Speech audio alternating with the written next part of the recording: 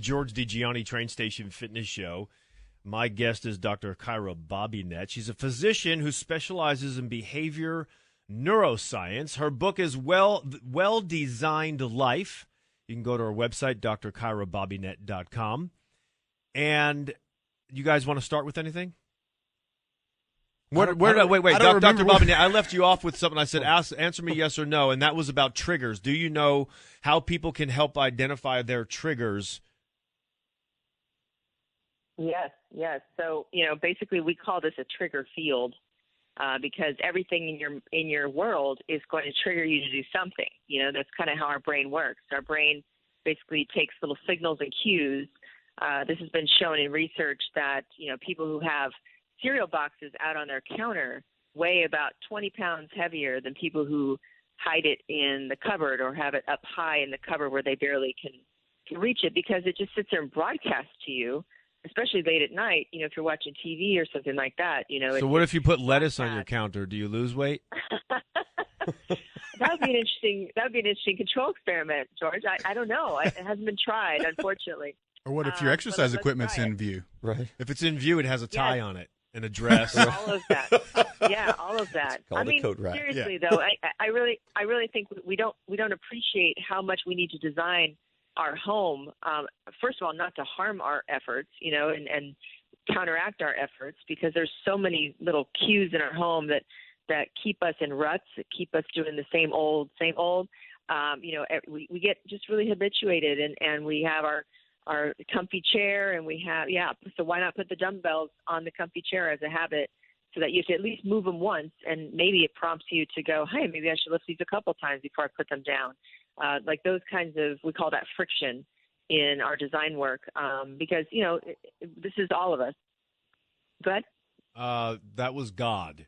I have no clue what that was.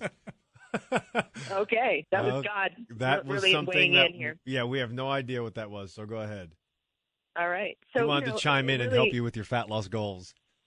Exactly. So I've done a lot of design for workplaces, where, we look at the workplace, what is triggering people to behave in a certain way. This could be everything from sedentary behavior, sitting all day, not having stand-up desks, not having, a routine or a social norm of walking. We did some work for Nike, and their whole campus is built to move. You go into the gym before you go to work. At lunch, there's whole walking groups and running groups and things like that, because they have trails as a part of their campus. And so there's just a whole ecosystem of fitness, obviously, because that's their brand.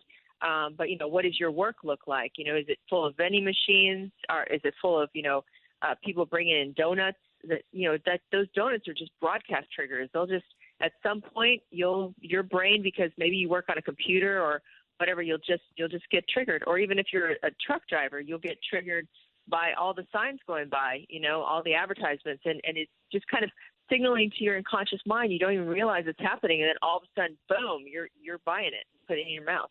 What would be great is if we could have a trigger that would remind us of how we benefited from a certain type of day of exercise, or standing on a scale, or hearing good news about our health.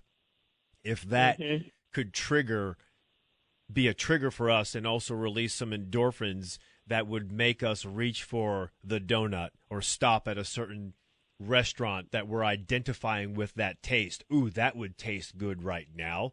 And we're already hungry, so we're going to really just gravitate in that direction or for that food.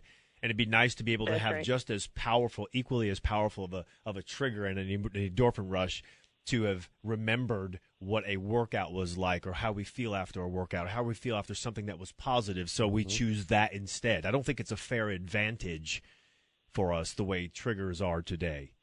We don't have a choice. No, I think not. that's how we operate. Yeah, well, I think we're all so caught up on the negative, and we don't, as a coach or as a trainer, we don't spend enough time teaching the people, hey, remember this, don't focus on that right, bad but part. subconsciously, our triggers are going to resonate with something that feels good to us. Well, exercise doesn't feel good. I don't care who you are, but after it's over, you feel good. And it would be really awesome. I'm just talking because this doesn't exist. If an unconscious trigger could be what I just mentioned about something positive. Yeah, and people have, by and large, formed this kind of metaphor of, future self and past self that helps with this. Like we had a discussion on our team. I've got some former professional athletes and college athletes, Division I college athletes on my team, and we had this conversation over lunch one time. And one of them was talking about how, she puts together on Sunday a exact list and timing and reps and everything of every workout she's going to do that week. And then she goes to the gym. She does it religiously. And then she doesn't deviate. She doesn't, she turns off her phone onto airplane mode and she just does her workout and then she leaves. She's very focused. And then there's the second guy who played hockey in college. He's a dad and he, young children, and he basically was, kind of making it up as he went. He didn't have a plan going forward. He just kind of ad hoc. If he had some time, he would fit in a workout. But his results weren't as, robust because he didn't have that relationship with his future self. And when we asked her, why do you do the workout? She said, well, I just feel like I'd be letting my past self down if I don't execute on the plan, And so what is your relationship with your future version of yourself versus your current version of yourself? That's a really good anchor point for a lot of people to follow through and to trigger themselves beyond just the impulsive, really quick fix kind of behaviors that are usually bad for you. Well, I'd like to expand upon that and say, if it's not about your future self, if you don't value yourself enough to create a future self and want to help that future self out, what about your future family, your children? There are so many women who put their children and then their husbands before themselves, not recognizing that they're doing damage at some level because they're not taking care of themselves. Just like when you're on the plane, the oxygen mask comes down, put it on you before you put it on your children, right? And so if you're not doing it for yourself, what motivations are there for you to help your children? You love your children, you want to nurture them, you want to do the right thing, but we don't recognize that there are times where we're not doing the right thing because we're not taking care of ourselves. And I know that may sound easier than it's possible for some people, but it's always possible. You always have 15 minutes to work out. I don't care who you are. It's identifying what to do in those 15 minutes that gives you the best net result. That's right. And your future self could be a mother who has more energy to spend with her children, or who is being a good role model for her children to be healthy. And it's just this near-term thinking of, oh, if I'm not there with them all the time, or if I'm not there with them, one more half hour that I would take out to do something for myself, then I'm being a bad mom. It's a story you tell yourself about why you're doing what you're doing. George mentioned and Mo, they both had similar experiences with clients who had lost massive amounts of weight, yet they both ended up stopping. Other people lose their weight and they can continue it for the rest of their life. Is there something that's common with the person who tends to have some success but can't perpetuate it or keep going? Yeah, exactly. That's what I was talking about with the mindset of the designer, which is really just a process mindset. And here's how you can tell the difference. If I set a goal such as I want to go to college and I want to get a college degree, once I get that degree, no one can take it away from me. So that's a good goal for having an outcome goal, But weight loss is fluctuant. It's a process goal. It's something that can change and be reversed over time. So setting an outcome goal, like I want to lose 100 pounds, without any addendum, without any perpetual ability to update that plan, actually sets people up for failure, because there's a part of your brain called the habenula, which is a little counter of failure. And if I tell myself I'm going to lose 100 pounds and I do it, but then I gain it back, the habenula counts one failure against me. So it doesn't matter if I succeeded. What matters to the brain is that I failed at that thing, and then what it does is it dials down my motivation to try again. So we need a habenulaectomy. We do. We need a habenulaectomy. Well, it's a really valuable part of our brain. It keeps us from touching the stove more than once. Those kinds of things. Hey, but at really least help you'll be save our fit lives. and thin. With a burned hand. With a burnt hand. That's right. That's right. Just a few scars. That's all. You're fine. I think that's important, though, to set. It's like setting realistic goals. Don't just set your goal to be a weight loss number. Think bigger picture. Think futuristic. So, again, as a coach or as a trainer, or if you're listening and you're doing this on your own, think bigger picture. Think long term.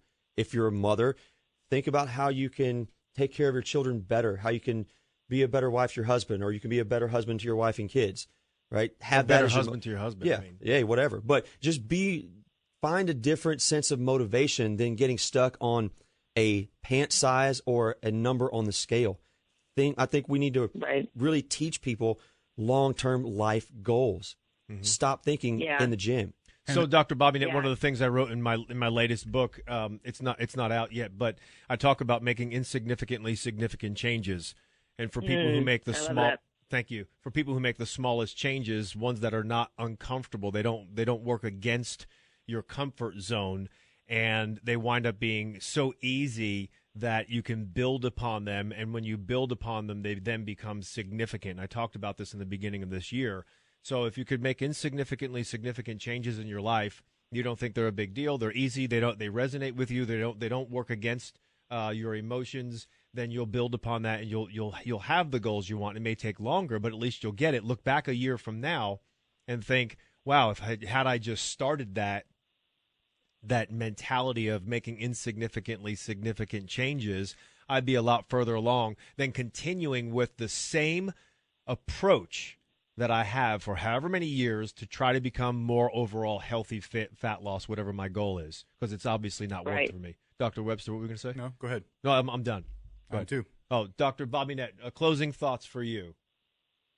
Well, I really like that because it's tiptoeing around the habenula. Really, it's just about knowing what your brain's going to do with a particular mindset or a particular story that you tell yourself, and being able to refashion that to not trigger off the habenula, not trigger off your failure counter, and to be able to keep going, because all you're trying to do is figure out how to do that, what will work for you, and that's going to change over time. It's a lifelong journey. My grandma used to say, God isn't finished with me yet, and it's kind of like we have to tell ourselves that I'm not finished with me yet.